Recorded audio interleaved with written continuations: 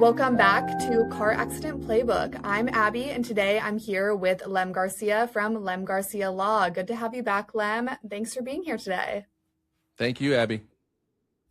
Today we are talking about how the type of crash and the type of injury actually drive the compensation in a California car accident case. The conversation matters for everyone listening in West Covina, the San Gabriel Valley, or anywhere in the LA County, because the freeway you were on, the speed at impact, and the injury you walked away with all change the math. We are going to walk through the major crash types, the common injury patterns, and how damages get calculated, and the California specific rules that bend the outcome. So let's get into question one. Most people assume any car accident is treated the same way by the insurance company, but the crash mechanism changes everything. So why does the type of car accident matter so much for the size of personal injury claim in West Covina? The type of crash matters because the crash itself tells a story. If you handle enough injury cases, you start realizing pretty quickly that different crashes tend to cause different kinds of injuries. Lawyers and experts call that the crash mechanism. For example, rear-end collisions commonly cause neck injuries, whiplash injuries, disc injuries, and lower back problems because the body gets snapped backward and forward so quickly. And a T-bone collision is a lot different. Now, the body gets hit from the side, which can cause shoulder injuries, hip injuries, rib injuries, and sometimes even internal injuries because there's less protection on the side of the vehicle. And then you have head-on collisions, and those are like completely a different level. Those are often very catastrophic. Broken bones, surgeries, brain injuries, even permanent disability. The amount of force in a head-on crash can change somebody's life really in seconds.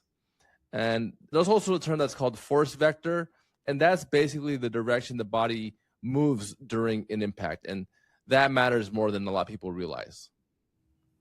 And what are the most common types of car accidents on freeways like I-10, I-605, and SR-60 around West Covina? If you drive the 10 freeway every day, honestly, none of this is going to surprise you. The most common crash we see around West Covina is definitely the stop-and-go rear-end car collision. Traffic speeds up, slams on the brakes, someone looks down at their phone for 2 seconds, and suddenly you're in a 3-car pileup. And that happens constantly on the 10, 605, and the 60 freeway. Those rear-end crashes commonly cause whiplash injuries, neck injuries, lower back injuries, herniated discs, and that's because the body gets thrown backward and forward so violently. And that's what we're seeing most of the time. T-bones happen at intersections all over, and they are usually much more serious than they look. So why are T-bone or side impact collisions especially dangerous, and what makes the injuries worse? T-bone collisions are incredibly dangerous because there's very little protection on the side of a vehicle compared to the front of a car or the rear. In a front-end crash, the hood and engine compartment, it helps absorb some of the force, or absorbs a lot of the force. In a side impact collision, sometimes all you really have is a door and a side airbag between you and another moving vehicle. So when somebody runs a red light or fails to yield and slams into a side of a car, that force transfers directly into the passenger compartment. And we call that door intrusion. The door literally pushes inward toward the driver or passenger. Then head-on collisions are less common, but some of the most catastrophic. So what happens to compensation in head-on collisions, especially on roads like Pacific Coast Highway or the SR-60 corridor? Yeah, like I was saying earlier, head-on collisions are some of the most catastrophic cases we handle because the crash forces are they're enormous. You have two vehicles moving toward each other at speed, so the energy involved is extreme. And that's why head-on crashes have some of the highest, really like high fatality and severe injury rates on the road. Roads like the 60 or PCH, we often see these crashes tied to wrong way driving, crossing the center line, and sometimes distracted driving or even DUI situations. And then pileups on the 10 are unfortunately common, but what changes when the accident is a multi-vehicle pileup on a big highway like that? Multi-vehicle pileups become very complicated very quickly because now you're not dealing with just one at-fault driver. You may be dealing with 2, 3, 5, or maybe even 10 drivers and 10 insurance companies all blaming one another. And thankfully, in California, we use what's called pure comparative negligence, which means fault gets divided by percentage. One driver may be 50% responsible, another 30%, another 20%. So one of the biggest fights becomes figuring out like who caused what. All right, thank you, Lem. We have covered crash types and the injury patterns they produce. So now let's dig into the injury side and what actually changes the value of the claim. So the word catastrophic gets thrown around, but it has a specific meaning in claim valuation. So what injuries does the insurance industry consider catastrophic, and why does that label change everything?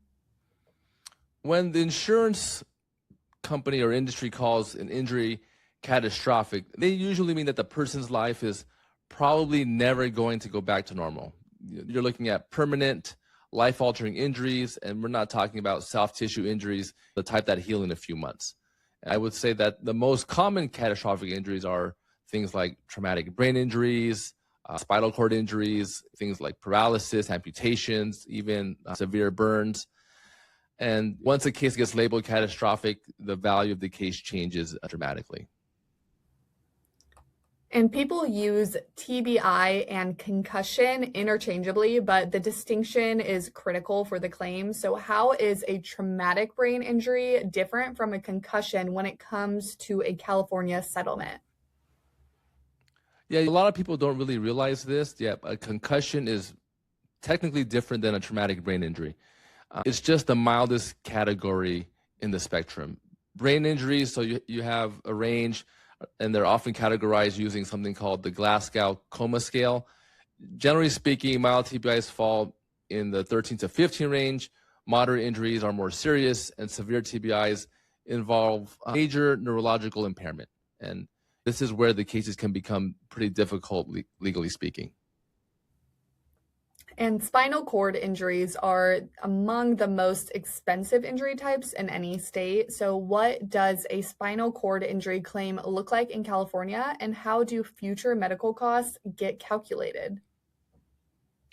Yeah, spinal cord injury cases are some of the highest exposure cases in personal injury law because the damages are often lifelong. And there's a huge difference between a complete spinal cord injury and an incomplete one. Some people suffer partial deficits, and other people are dealing with paraplegia or quadriplegia and may never regain full function. And once that happens, the case becomes heavily focused on future care.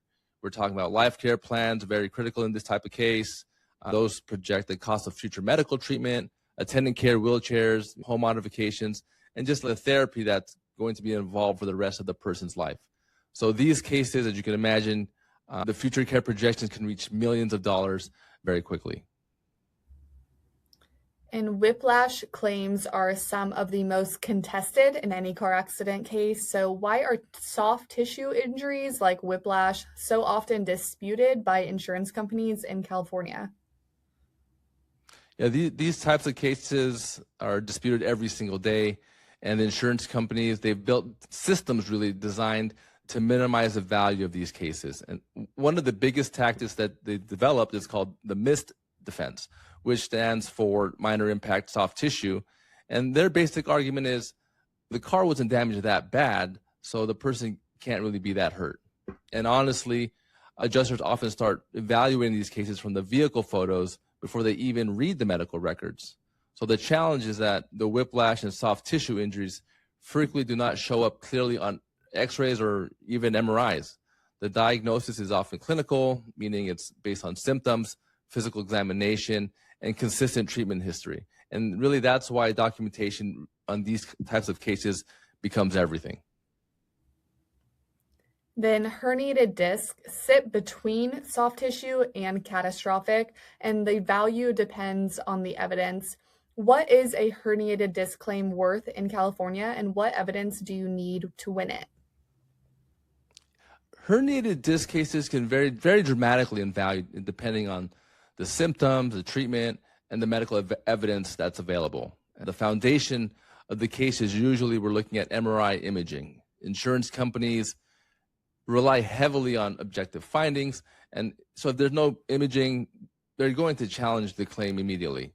And really, the MRI is not enough. You also need causation. In other words, the medical records have to connect the herniated disc to the crash itself. And that's where the insurance companies fight back. They'll argue that the disc was degenerative or pre-existing rather than caused by the accident. The distinction between these two buckets controls how a settlement gets calculated. What are economic damages versus non-economic damages in a California car accident claim? Economic damages are the financial losses that you can actually calculate. Things like medical bills, future medical treatment, lost wages, loss of earning capacity, property damage, and out-of-pocket expenses. Non-economic damages are human losses that don't come with a receipt: pain and suffering, emotional distress, loss of enjoyment of life, permanent limitations, loss of consortium. In serious injury cases, non-economic damages are often much larger than the medical bills themselves because you're trying to measure how much the injury changed a person's life. And California's comparative negligence rule is one of the most plaintiff-friendly in the country. So why does pure comparative negligence in California completely change the math compared to other states? Because even if you're mostly at fault, you can still recover money. So in California's pure comparative negligence system, your recovery just gets reduced by your percentage of fault. So if a jury says your damages are $200,000, but you were 80% at fault, you can still recover $40,000. And that's a lot different from many other states like Texas or Florida, where once you cross a certain fault threshold, often 51%, you don't recover anything. And this is a doctrine the insurance company really doesn't want you to know about, but what is the Eggshell Plaintiff Doctrine, and how does it protect West Covina accident victims with pre-existing conditions? The Eggshell Plaintiff Doctrine basically means you take the victim as you find them. So if someone already had a bad back or a prior concussion or any other pre-existing condition, the at-fault driver is still responsible if the crash made that condition worse.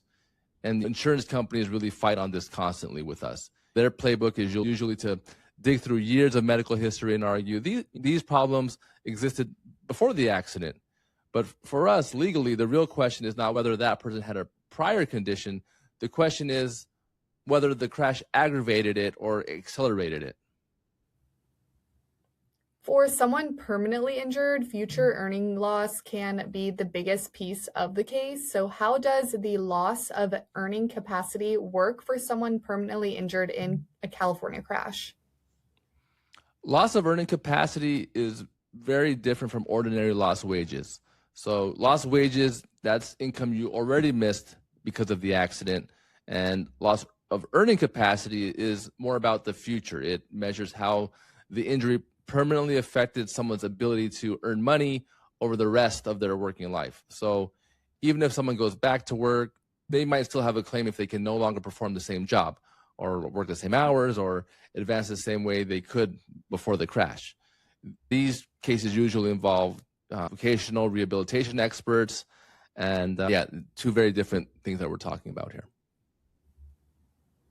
All right, Lem, we have covered economic versus non-economic damages, the calculation methods, comparative negligence, eggshell plaintiff, and earning capacity. Now let's close on the modifiers, the rules that increase or decrease compensation. And this is a separate claim that gets overlooked a lot. What is loss of consortium, and how does it factor into a California car accident verdict? Loss of consortium is a spouse's separate legal claim for how serious an injury changed the marriage. So we're talking about the loss of companionship, intimacy, emotional support, and sometimes even household help after a catastrophic injury.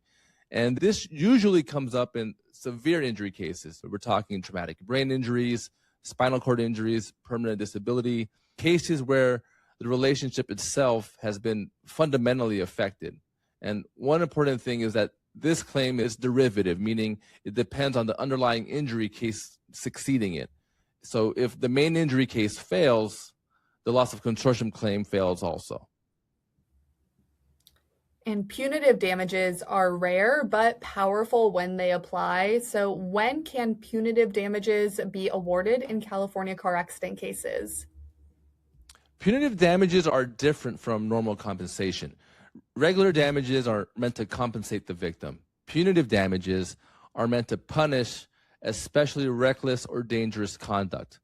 So California, punitive damages usually require clear and convincing evidence of malice, oppression, fraud, or willful disregard for the safety. The most common example is DUI cases. If someone drives drunk and seriously injures another person, punitive damages may absolutely become a part of the case because the conduct goes beyond ordinary negligence. And you also see punitive exposure in cases involving street racing, extreme speeding, or even fleeing the police. MICRA is a California-specific statute most people have never heard of. So what does MICRA mean for a California injury claim if the negligence happened during medical treatment after a crash? So MICRA is California's medical malpractice law, and it mainly affects non-economic damages in medical negligence cases. So here's the very important distinction. MICRA does not apply to the actual car accident itself. Standard car accident cases in California are generally not subject to MICRA caps, but sometimes you get it's like a hybrid case for example, if someone is seriously injured in a crash and they go to the hospital and then they make a medical mistake and they make the injuries worse. Maybe there's a surgical error or delayed diagnosis or improper treatment. Now you have a case that splits into two parts. You have the auto negligence case and then you have the medical malpractice case. So you get the car accident portion that's handled normally, but then now you also have a malpractice portion and that falls under MICRA. And then that's when you get limited non-economic damages, but only on the medical negligence side. Then imaging is the difference between you said it and the doctor said it. So how does diagnostic imaging like MRIs and CT scans support a California car accident claim? Diagnostic imaging is huge in injury cases because it gives objective evidence that the insurance company just can't dismiss. MRIs are especially important for soft tissue injuries, herniated disc or ligament tears, meniscus injuries, and CT scans. Those are more often used for fractures, internal injuries, and what we talked about earlier, traumatic brain injuries. This is a tactic that can produce a settlement above the policy limits. What role does the policy limits demand play in maximizing a California car accident settlement? A policy limits demand is basically a formal demand given to the insurance company, giving them a deadline to pay the available policy limits in a clear liability case with serious injuries. And it creates a lot of pressure. It puts them on the hot seat. Because if the carrier unreasonably refuses to pay the policy limits when the damages clearly exceeds the policy, they can potentially expose themselves to what's called bad faith liability.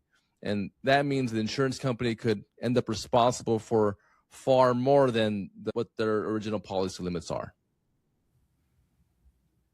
All right, we have covered so much, Lem. Thank you. Punitive damages, the statute of limitations, MICRA, imaging, and policy limits demands. Let's close with the practical pieces. So these claims have their own dynamics. How do pedestrian and motorcycle accidents claims differ from regular car crash claims in California? Pedestrian and motorcycle cases are usually much more serious because those victims have very little physical protection. In a normal car crash, you have airbags, seat belts, have the frame from the vehicle, and that absorbs the force from the impact. But then when you get into pedestrian and motorcycle accidents, you don't have that. So the injuries, unfortunately, are often very catastrophic. We're talking about traumatic brain injuries, spinal cord injuries, fractures, severe road rash. That's what we're looking at in those kinds of cases. And then motorcycle cases, unfortunately, there's also an added challenge of bias. So I just want to bring that up really quickly. Sometimes jurors and insurance adjusters automatically assume that the rider was speeding or reckless, and even before hearing all the facts involved. So we attorneys have to work very hard to focus the case on the actual evidence instead of stereotypes. For a West Covina listener trying to understand what their case might be worth, what is the one thing you want them to remember? That a case is only as strong as the evidence behind it.